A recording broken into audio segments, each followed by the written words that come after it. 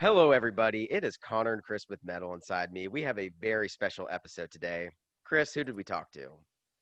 Today we spoke to Mitch Fogarty from the very, very talented and seriously blowing up right now, Alpha Wolf. He is the drummer, and over the course of the interview, we talked about how they approach making music, how that approach has evolved, as well as how Mitch joined the band and some of his personal musical tastes. Yeah, you guys are not going to want to miss this one. This one was just a lot of fun. Mitch is a really cool guy. And if you just want to know anything about Alpha Wolf, you want to know about, the writing and all types of stuff about their new record, A Quiet Place to Die, you know, we cover pretty much all of it. And with that being said, in the description, there are going to be links to a lot of ways you can support Alpha Wolf, link to their Patreon, their website, you can buy merch, their Discord, all of that. All right, man. You ready to jump into this interview? Yeah, sure. Let's go. Is this the sound okay and everything? Or Oh, yeah. Sounds You sound great. great. Yeah. cool. All right. Okay, so we're talking to Mitch Fogarty from Alpha Wolf, of course. And if you would you start by telling us how you joined Alpha Wolf? Because I know you're not an original member of the band. Yeah. So basically, what happened was I was filling in for a couple of bands around Australia. Sabian had seen me play with a band called Iconoclast at an Invasion Fest. He contacted me at the end of 2017, I think, to fill in for a few shows because their drummer was going to sit out for a little bit. And yeah, I came in as like a session musician. I was just filling in, playing shows. I was wearing like a full face mask, so just to be like, Who's I this? don't know, not to show who I was, but so people would talk about it or something. I don't know. I thought it was cool. Yeah. So I did 3 shows or 4 shows with that. And then all the stuff happened with Aiden. So that put a spanner in the works and the band kind of ground to a halt. And then it came to be that the old drummer was leaving. So they were like, oh, do you want to stay on? And I was like, well, yeah. New singer and then me. So yeah. And then Black Mamba came around and then the EP, and yeah, it just kind of kept rolling from there. Yeah. So when you and the new singer joined, was the band kind of trying to find a new direction to go? Were you guys part of that? Like, okay, we kind of want to focus more on evolving our sound this way. Like, I don't know, tell us about that. It wasn't really like, wasn't really pitched that way. It just kind of happened. Mm-hmm. Because Mono, when they recorded Mono, they did it fairly quickly and it was all Scotty, and a song from Sabian as well. But they basically, like, because that one was done so fast and then they started playing shows and we touring and whatever, and then it all came to a halt. So all the songs that we had sitting there were all things that Scotty had already written for what he thought was going to come next. I guess it was like a natural progression. There wasn't any real like, we need to do this or we need to do this. It was just, this sounds heavy, let's keep going this way. And then, Scotty pumps out songs. So he did the EP, he just had it. Like when Lochie and I joined, the EP was already written. So we just came in and like put our flavors, I guess, on it. Yeah. So it wasn't like, now we've got these 2 guys, we can do this. It was more just like, oh, let's see what happens here. And it ended up going well, which is good. Yeah. So leading up to the interview, I saw a little mini doc about the production of Fault. And I think I heard you say that you weren't used to playing the kind of music that you were playing with Alpha Wolf. So what kind of projects were you working on before you joined the band? Well, my original bands that I was playing in when I was like a member of a band back in the day was like a metalcore band. Not really the same kind of style, but a bit more blasting. And then when I left that band and I started filling in for local bands around Australia, it was typically deathcore. So it was a lot of blasting, a lot of fast-paced drumming, still breakdowns. Alpha has breakdowns, so that part wasn't too different. But one of the bands that I was playing with before I joined Alpha was Gravemind. So a lot of the songs were like 2 of the songs were at 300 BPM. So I was just used to blasting the whole set. And then he came into this and it's just like, dun, dun, dun, dun. Yeah. So at the time I was like, oh, okay, I'm kind of used to working with things that we have to, you don't have to cram in everything, but it's more fun to cram in everything, you know. Yeah. But now it's like you have so much open space, and having to utilize that in a smarter way was just a different way of thinking for me. Mhm. So that was what I meant by that statement. Yeah. Got it. Gotcha. So it sounds like Scotty already had Fault together. So why don't you tell us about what is Alpha Wolf's writing process like for A Quiet Place to Die? This one was still like mostly Scotty.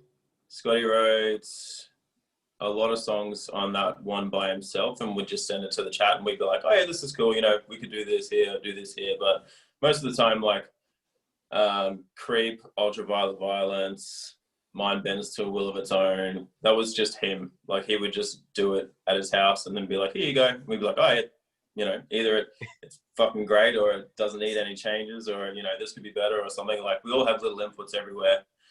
But for the most part, he does a lot of the writing. There was a week-long period when I went down to Melbourne, because we all went to Unify one year. I don't know if you know about Unify. It's a festival in Australia run by the UNFD label. And so we all went to Unify that year, and I was like, all right, well, I'll come and stay at your house for a bit, and we'll see if we can get some songs out for this album that we're planning to do. And in that time, we wrote Akudama, and we started writing Bleed For You. The original direction of Bleed For You was very different to what it ended up becoming. So in that week, we managed to get, you know, 1.5 full songs done. And I was like, okay, cool. Akudama was like the first one. We were like, okay, this is probably going to be a single. So let's, you know, once that's done, we'll put that aside and leave it, and we'll start working on everything else, just getting through the songs. And then there was another time when I came down and we did, we started getting Restricted done, and that was nearly finished, but it ended up having a few structural changes. So it was like, we did Restricted that time, and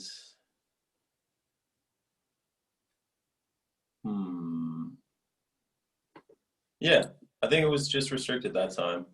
Yeah, and then all the songs that Scotty's wrote in the middle, and then I actually wrote the starting like couple of minutes of Don't Ask up in Brisbane with a friend, and sent it down to Scotty and said, look, you know, let's make an epic banger. Here's the direction I wanted to go in, do your thing. And he just did the rest of it, which was good. So yeah, it was like some songs were shared, some songs were all him. Yeah, I mean, it was nice to, I like to work with Scotty. Like, we bounce off each other really well. So hopefully that'll keep happening. I think it will. It's kind of hard with the distance for like any of the new stuff, but you know, I'll just do the same thing, go to a friend's house and record ideas and send them to him, and he'll just keep sending whole songs to us. Do you guys have a collaborative approach to writing lyrics and establishing themes, or does one member of the band just sit down and do that? Sabian does a lot of the lyrics. He did, I think, 90% of the lyrics on Mono. Fault as well was a lot of Sabian. And then for this one, there's a few songs that were like all Lochie. Lochie, obviously, he has his own lyrics as well. So he brings a lot to the table in that regard. Yeah, the album was kind of bits. It was like Sabian, Lochie, John threw in a few verses, Scotty threw in a few verses, then I did, I think, half of the lyrics on Don't Ask. So just, yeah, it was kind of shared this time around, but it just depends. Like, we all send in stuff, and whoever has, you know, the best thing to suit the vibe of the song, we kind of roll with, and then, you know, you just build on from there. It needs a verse or it needs a couple of cool lines, you know, we pitch it forward, and then everybody puts in ideas. So yeah, pretty collaborative, cool. I guess. That's awesome. So I'm guessing Scotty had already written Sup Zero when you joined the band. Yeah. Yeah. How did you feel about that song? Because obviously that's a song that you guys are so well known for, and it's not often you hear a metal band with a diss track that's just fucking dope. Yeah. I mean, given everything that happened around that time period, like, yeah, a lot of people say it's a diss track, and I can see how it, you know, it sounds exactly like a diss track. But I guess the reality of the situation is like we were just angry. You know, there've been a lot of times, a lot of things happening around that time that were very, very upsetting, very like infuriating. So we just put out these songs that were just angry as fuck. It was like that's all we can think about right now. Like, oh fuck. Yeah. So you start writing the lyrics, and then it ends up becoming, you know, sounds like it's aimed at someone, but it's just like this situation. We all know somebody like that, you know. So why not rip them a new one? You know? True. Yeah, absolutely. Yeah. So moving on to presumably happier times, you put out a sick music video for Akudama. So what was the production of that video like? Because that thing is wild, man. Thank you. That's all thanks to Third Eye Visuals. This guy from Brisbane called Ben. He's a crazy worker. Like we toured Japan the year before, and we became good friends with a band called Pale Dusk. And I don't know if you've seen any of their videos. They're very similar to Akudama. So yeah, we kind of became friends with them, really liked what they were going for, and said, holy crap, you know, they're just like stepping the bar up and up and up and up, you know, so we need to do something that's like, you know, this is possible. You can find somebody who's going to take this video and just go wild with it. And, you know, after doing a bit of research with who we have in Australia, Ben was the best with that type of CGI and effects, and his filming's great as well, and he's a good dude to get along with. So it was just like an easy situation. I guess we did like a whole day of band shots one day down in Melbourne, and then the next day we were all just cruising around Melbourne City, and we'd find some weird places to shoot, go into like a rooftop, and there's like a car park that looks like an abandoned building and all this stuff. And then took all this footage. Ben left with all the footage. He said, hey, do whatever you want, make it as wacky as you want, throw in as many cultural references as you want, like just go crazy, you know, no matter what, just make it insane. And we actually didn't even see a draft for that video for, I think, about 3 months. So it was like, you know, he took his time. It took a really long time, and we were super happy with it as soon as it came back. It was like, fuck, you know, very, very little changes were made to the video. Like, he sent it to us, and we were just like, cool. I think you got it, yeah. Yeah, that is so cool. So talking more about A Quiet Place to Die, I'm assuming you guys probably haven't had a chance to play it all live. And so what track, what tracks are you most looking forward to playing live, and that you think that fans are just going to go wild over? I don't know. I've spent so much time envisioning how they're all going to look live. So like every single track I feel is going to be good. Obviously, now that heaps more people know Akudama, it's, you know, I'm excited for the big, like, watch the bodies drop and all these like vocal lines that are going to come out there, you know, whole crowd screaming it at you, that type of thing. That's going to be great. I'm really excited to play Rod in Pieces and Restricted. I think they're my two favorite tracks on the album. So, you know, a couple of massive breakdowns in there and some just fast sections. So, you know, I can see a lot of chaos in the crowd from that one. And then we have Bleed for You. So like the sing-along side of it's going to be great as well. So that's another good one to look forward to. Creep, it's just like a hammer the whole time. So yeah, it's just, it's too hard to choose one. I'm excited to play Ultraviolet Violence though, for sure. That's just like a meat and potatoes song, but I can imagine like a big pit for that. So yeah. So what do you think about people referring to Alpha Wolf as a new metalcore or a new hardcore band? What do you think of that genre description? I always tell people new metalcore. I've seen it written on our posts and I agree with it, to be honest. I see the new metal sides of it and I see the core sides of it, so it kind of makes sense. And plus I love new metal, so it's like, I can definitely be happy with being called new metal, you know?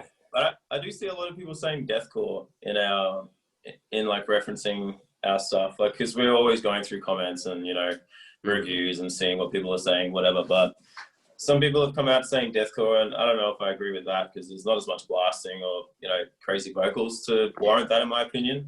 But, you know, I think new metalcore fits. It's not as new metal as it could be, but, you know, it's, you know, metalcore if I were to just say metalcore, it's just such this massive branch, and like everybody thinks. Well, when I think metalcore, I think like Kill Switch Engage or like As I Lay Dying or something. You know, like the first ones. So Mm-hmm. to say new metalcore is probably a bit more accurate to me. Mm-hmm. Yeah. Yeah, so me and Chris have talked a lot about Alpha Wolf this last year, especially when Akudama dropped. That was the first track that I had ever heard from you guys. Blew me away. Like, not just the music, obviously the music video was just freaking crazy. And so after all this discussion, with Chris, we've realized, like, yeah, we really think Alpha Wolf has carved out your own niche in the metalcore type scene.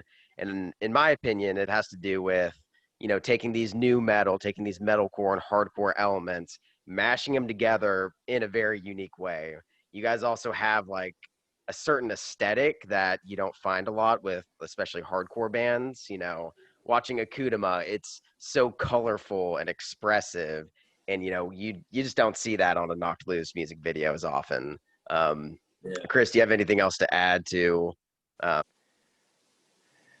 Yeah, I mean, I think you pretty much summed it up. There is a unique grooviness to it as well. I guess the question I would want to ask with all of that said is, how deliberate is the uniqueness of that music? Like, is there something that you guys are really trying to carve out for yourselves, or are you just fucking brilliant, Thank you. Thanks for the kind words. Yeah. I think an idea that was kind of like a main focus for the album was, let's make all these songs slightly different to one another. We don't want to have a whole album of the same thing over and over again. Like, it works, but it has to be really, really good every single time. So it's kind of like, this is the second album. We've got to try something else. That's why Don't Ask is in there. That's why Bleed For You is like a triplet song. There wasn't even a thought until I was kind of like, we don't have any triplets. We don't have anything that's out of 4/4, so let's try something else. And then, that song came about. I guess songs like Ultraviolet Violence and stuff like that would be whatever Scotty's listening to and like inspired by. I can't say what band, I don't know what he was listening to, but if he starts going down like a tangent like that, it ends up being the whole song sounds like that, you know what I mean? And then the whammy side, like Akudama was kind of like, let's explore more with a riff with a few more whammies in it, like, because there's a lot of parts on mono that have high leads with a whammy bar, and that's kind of like a part of our sound, I guess, like a signature kind of thing. It's not as prevalent on the new album, so it's like just kind of wanted to at least get one in there with a fair few whammies in there, so and then the riffs just kind of work around that, so that song just became its own thing. And then there was like the intro track, A Quiet Place to Die was like, we need an intro, we need something hard hitting. And that's what came about. So I guess like it was planned, but it also was kind of just whatever we were vibing. And then it was just a matter of, shifting around and making sure we had the best track listing and the best songs out of what we had written. Because I think there was like only like one or two more songs that we had written. And it was like, don't worry about those ones. These are the good ones. so yeah, it wasn't really as planned as, it wasn't the main focus to do that, but it was also, we need a diverse album, because if you don't like 2 or 3 songs, you might love the other 7 or 8, don't want you to hate one song and then hate the whole album, because it all sounds like that. Yeah. So what are some musical influences that are sort of directing the way you approach music? I guess the guys talk about Bring Me the Horizon a lot. I know, just in terms of like aesthetic and, like goals for videos and I guess social media, like marketing influences and stuff like that. Like we do take a lot from those big bands, trying to, see what's working for them and see what we can do to incorporate that into our look. I know Scotty really likes structures. You ever ask him about like one of his main influences is something like that, because song structure wise, like writing wise, he looks up to them a lot. Personally, I am like an old school nu metal fanboy, so I like a lot of Slipknot, Spineshank. The guys love Korn as well. We all love Korn, so I guess that's where some of the groovy like whammy kind of stuff comes from as well. It's from that type of era. So we're all over the place. Like Lochie listens to a lot of rap. So he, tries to chuck some fast stuff in on the album, which is good. So just, we're all kind of a little bit different, and then it all comes together nicely, which is good. Yeah. Yeah, that's awesome. So tell us about how you got involved in music. When did you start playing drums? Did you ever play any other instruments? When did you become a metalhead? Like, when did you know you wanted to start playing metal music? Yeah. So I started drumming in grade 5, so I was 10. I was in a music class, and we had to do this like test of all these different little like the woodwind instrument mouthpieces, and it was like, nah, can't do that one. So I could either play saxophone or I could hit stuff with sticks. So I was like, all right, let's do drums. It sounds funner. And then just like I was in the school band, doing the marching band type of stuff, and started playing a drum kit, and I was like, yeah, this is cool. I want to keep doing this. And then high school came around, and the same thing, kept playing. Then I did a TAFE course where I met a bunch of, like, I was already listening to metal by that point. I think I found Slipknot from watching movie Rollerball. There's a part in the movie where they're in the background playing the song, and I was like, what the fuck is that? I need to check this out. And then so I started listening to metal from that. And then obviously that came into my playing. Like I bought a double kick pedal and started doing all that type of stuff, grew my hair out and whatever. Went to TAFE, met a bunch of other musicians, and then we started a band, started playing shows, and then just kind of snowballed from there. Like, so that was in 2007. So when I was 16, I was playing in bands, and then I was playing live shows in Brisbane from about 17.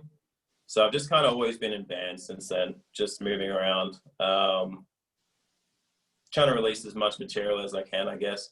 But I do play other instruments as well. Like over the time, I've gotten guitar lessons, and we've always had a piano at my mum's house, so I just would fiddle around, and then ended up learning a bit of piano, and So I try to keep as busy with that as I can, because the more you practice those, like even if it's just little bits of those, you get more knowledge on notes, and it's easier to write songs, easier to suggest parts when you want to input into songwriting. You can't just be like, I want it to sound like this. You gotta. It's just a bit easier to translate what you want. So it is. I do find it. It's much more beneficial to learn more than one instrument, I would say. So that's why I keep pursuing that, which is good. And it's easy these days. There's so much material online. You can buy a cheap guitar and just practice if you want. You don't ever have to play live with it, but you're learning. So there's so much at our fingertips nowadays. So obviously nobody is getting to tour nowadays, but I do want to ask what some of your best experiences were in the before time when you did get to tour with Alpha Wolf.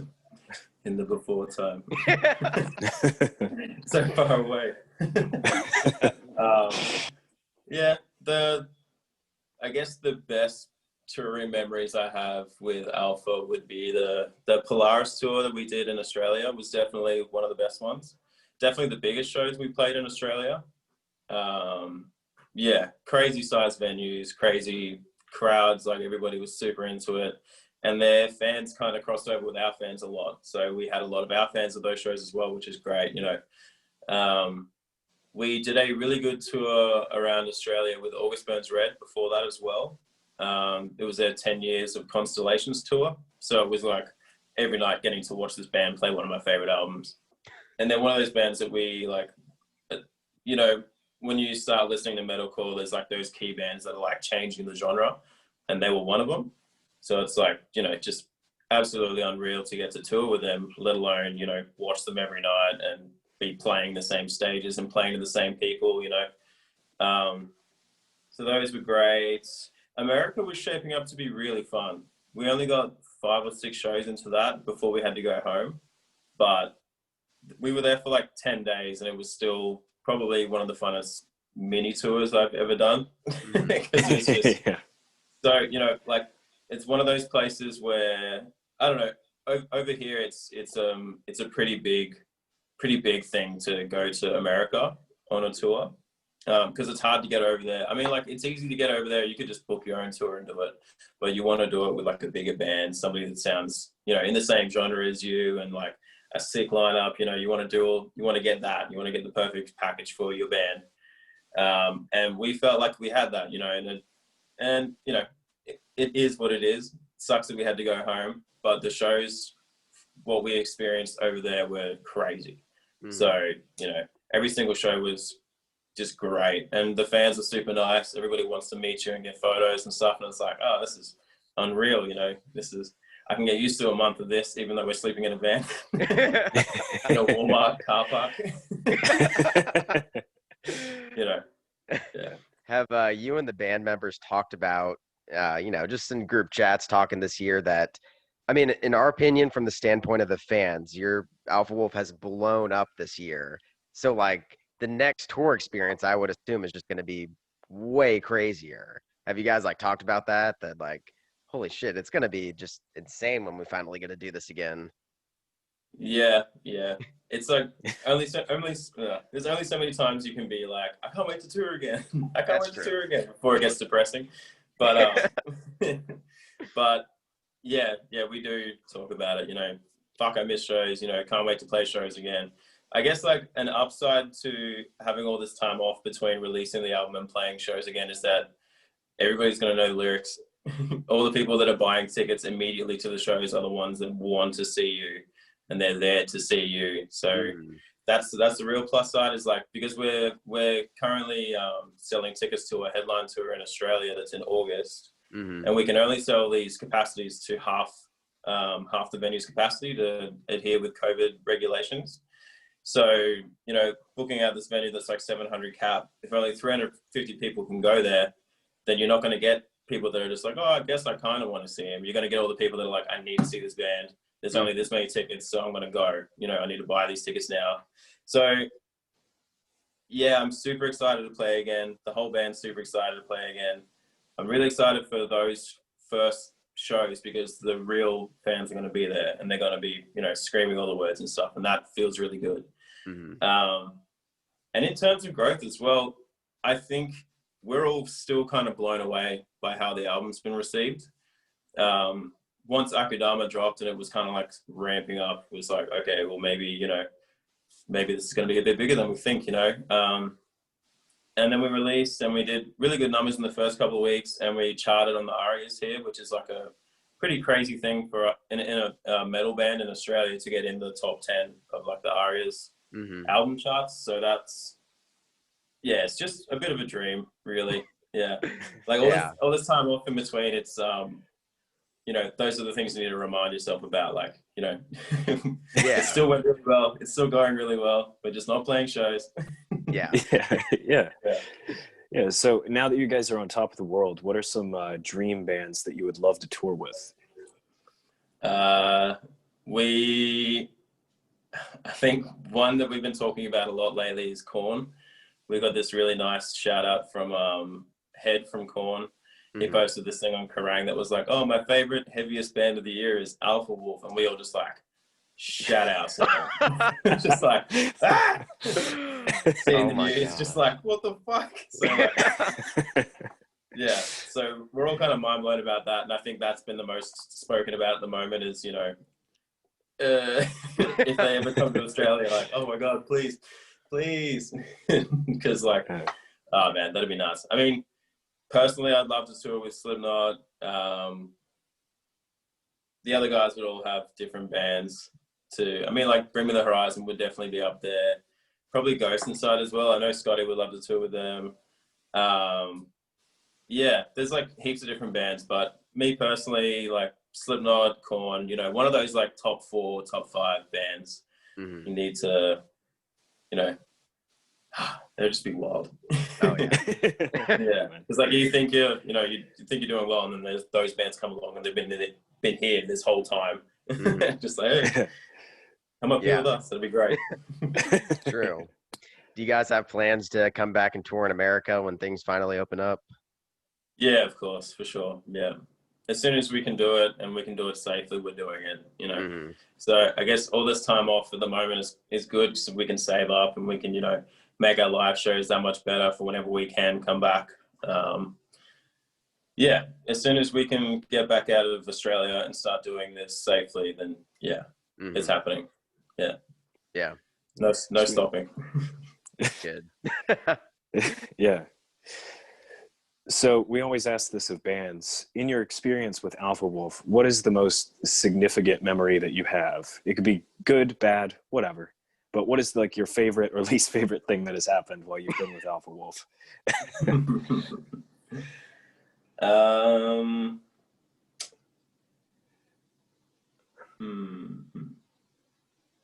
Because yeah, there's been a lot of really good shows. I'm just trying to think of the best one. I guess one of the best moments was the ARIA charting, because we were talking about it all week, trying to, you know, taking guesses where we'd be and, you know, whatever. And then, because, you know, we're like guessing maybe the top 20 or something. And then getting the top 10 was just like, holy shit, you know, you call your family and do all that stuff. It's like, oh, wow, I'm actually doing, you know, look, here's something I can show you that's why I've been doing this for so long. Yeah. The album release, obviously, it was great. I mean, the first show in the USA is definitely a highlight. We played in Springfield, Missouri, I think it was. And the show was nuts. Like, people screaming the words and like crowd surfing for the entire set when we were like the opening band. Oh, we were the second on band, sorry. Yeah, that's just crazy. Like being in a completely different country. I mean, you know, everybody here speaks English, so it's like a little bit easier to assume that they've heard your music and understand it. But like, yeah, just crazy. Yeah. And even like when we did a Southeast Asia tour, year before last or last year, and it was about 14 dates, and the same type of thing, like going over to these places that you just don't expect people to know who you are, and then people knowing the words and filming and going nuts. It's just like, you know, it's just a really good feeling. So there's a lot of like really nice moments like that happen where you're just like, that's why I'm doing this, you know. Not that it's incredibly hard to tour, but there's moments where you're just like, I want to be in a bed. Like, I'm sick of being uncomfortable. I want to be in a bed. I want to, you know, just chill out for a little bit. But it's like, then you get to those parts and you're like, that's why I'm doing this. You know, I have to be thankful of all those little things.